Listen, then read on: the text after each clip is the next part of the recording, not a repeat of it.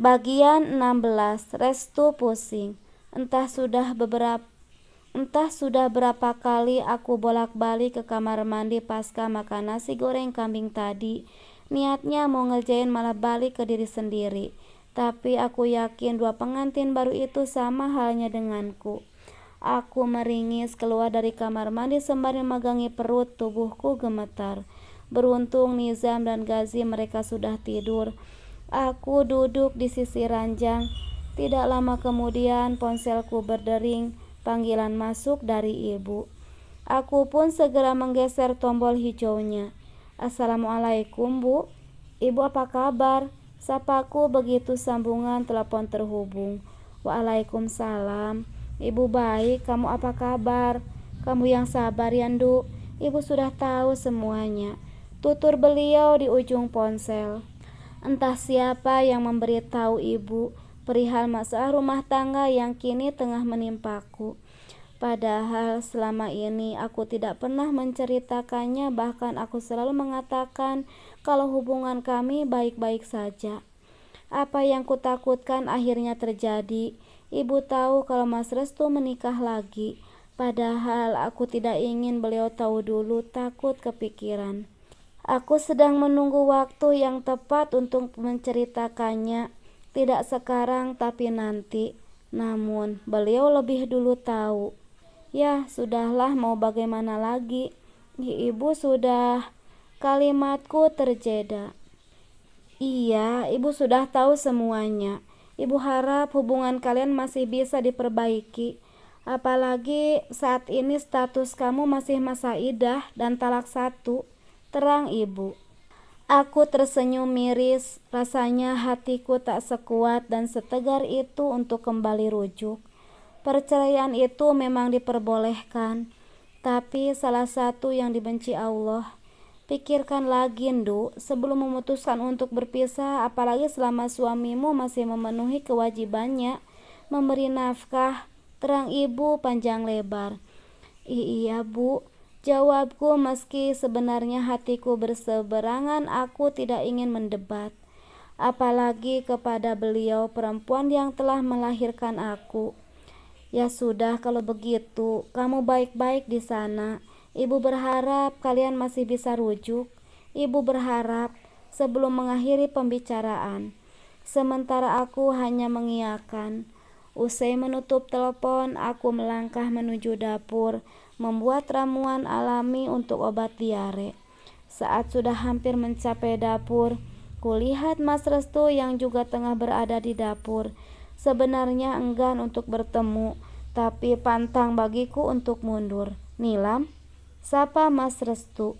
Wajahnya sedikit kaget. Kenapa wajahmu terlihat pucat? Tanya Mas Restu. Tidak apa-apa, mungkin karena aku agak sedikit masuk angin aja. Dustaku.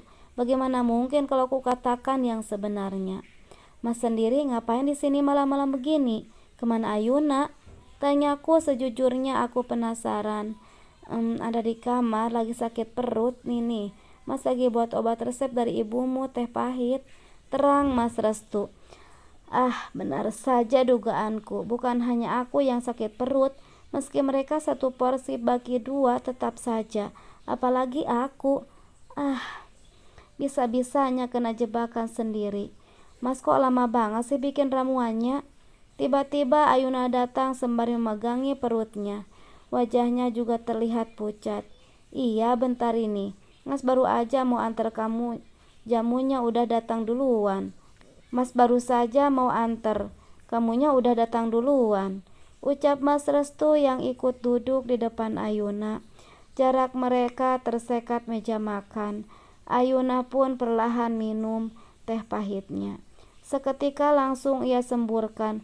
Apaan sih ini? Mas pahit banget, protes Ayuna. Itu obat bagus buat diare, obat alami resep dari ibunya Nilam. Mas kalau lagi sakit perut biasanya juga minum itu. Dan alhamdulillah gak lama kemudian sehat. Terang Mas Restu. Enggak, aku gak suka, apaan pahit gitu, protes Ayuna tak suka. Mbak Nilam, ngapain di situ? Jangan bilang Mbak mau bikin ramuan kayak gini juga karena sakit perut. Tanya sambil memegangi perut. Aku Ya sudah kalau gitu, kita ke rumah sakit saja sekarang. Cepat Mas Restu memotong kalimatku dan mengajak Ayuna untuk pergi ke rumah sakit. Mereka pun pergi ke rumah sakit. Ada perasaan perih melihat Mas Restu begitu perhatian dengan istri barunya. Aku juga sedang sakit, tapi kesannya tadi biasa saja. Tekadku untuk berpisah semakin kuat, karena aku yakin jika bertahan Mas Restu akan berat sebelah. Setelah mereka pergi, aku segera memanaskan air dan membuat teh pahit seperti yang sering dilakukan ibu kalau lagi diare. Sudah kubilang, makanan yang kita makan itu pasti ada apa-apanya, masih gak percaya. Aku yang baru saja hendak berbaring, seketika mengurungkannya saat indera pendengaranku mendengar perempuan itu berteriak-teriak. Aku melangkah ke pintu, mengintip apa yang sebenarnya terjadi. Ya, terus mau bagaimana lagi? Semua udah terjadi, balas Mas Restu santai. Pokoknya aku mau Mas kasih hukuman buat Mbak Nilam. Gara-gara dia malam pertama kita jadi kacau. Protes Ayuna tak terima. Hukuman? Mas Restu mengulang kalimatnya. Iya, hukuman, tegas Ayuna. Udahlah, gak usah diperpanjang, Mas capek, ucap Mas Restu. Ya gak bisa gitu dong Mas, aku ini istri kamu. Gara-gara dia aku hampir pingsan. Kalau Mas gak mau biar aku saja, teriak Ayuna. Ia berjalan melangkah ke pintu.